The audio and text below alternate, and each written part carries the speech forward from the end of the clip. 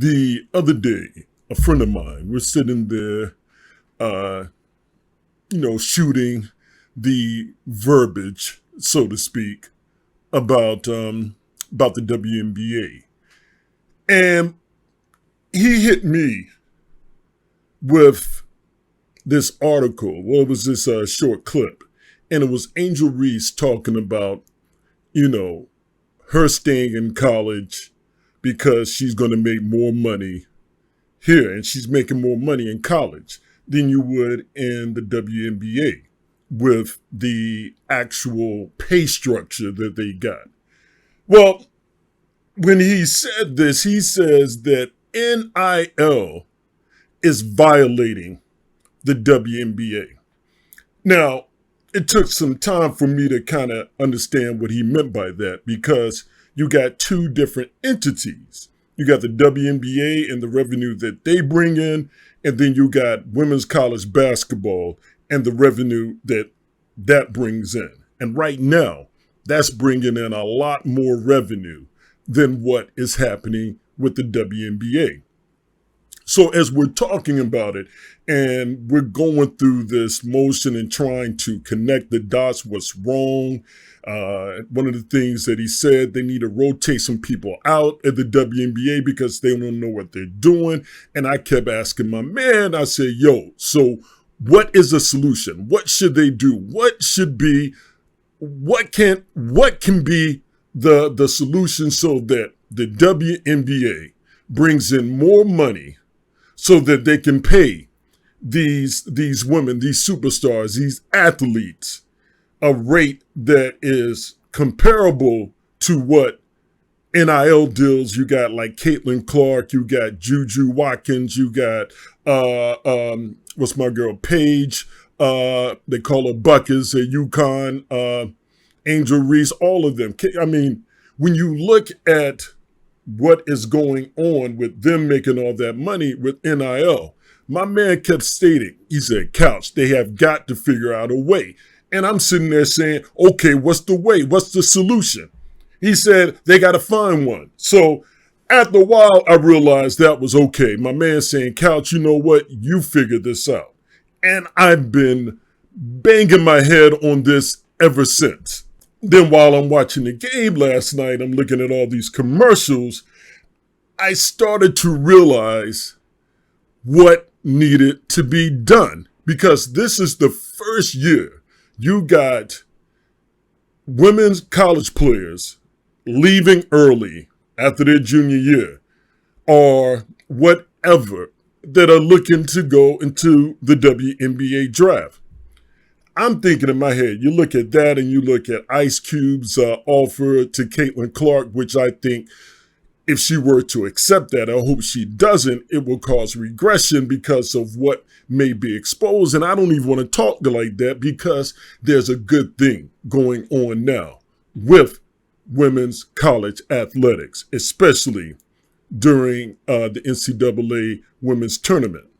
So I'm trying to figure out, why are they getting all of this pub and making this money? So I stopped,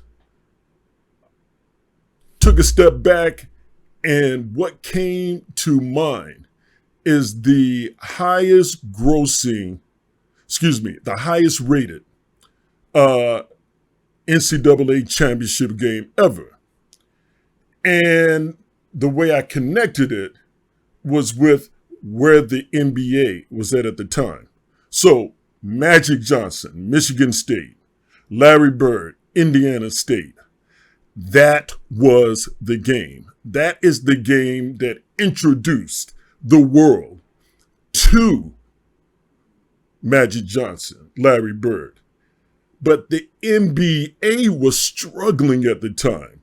You had the merger with the ABA, but what could you do to really increase the value of the NBA and of the NBA? Well, why not focus the attention on two players that have a huge following, and they're going into the NBA at the same time, where you feed off the marketing of these two to build up the value of the brand. And it worked. You had Magic Johnson people following him. You have Larry Bird, and then you have the rival, Lakers, Celtics, and what they brought to it. In my opinion, what can be done, the WNBA can do the same thing, because with all of these girls, with all these women, getting all of these NIL contracts, there is so much attention now being brought to the women's game. I mean, look at the stands, look at the ticket sales.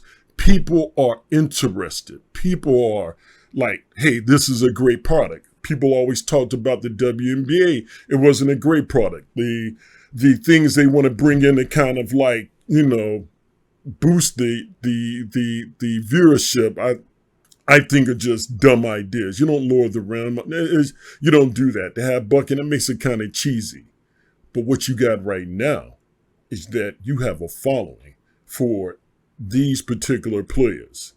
The WNBA needs to take these players when they come in and instead of trying to market the entire league, just focus on marketing these players.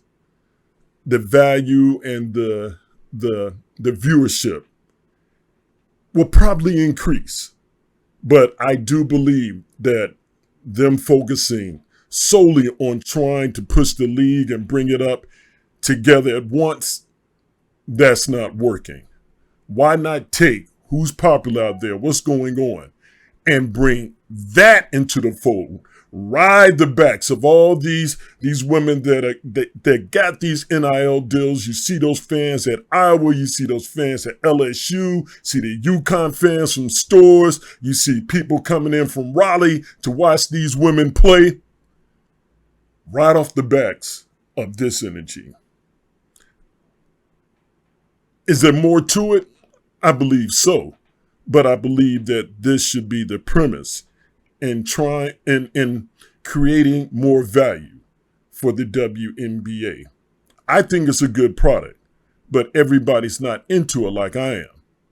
But I do believe if they use these ladies that have the following, I believe that you could start seeing viewership for the WNBA to increase, because you're going to have people that want to see these women play.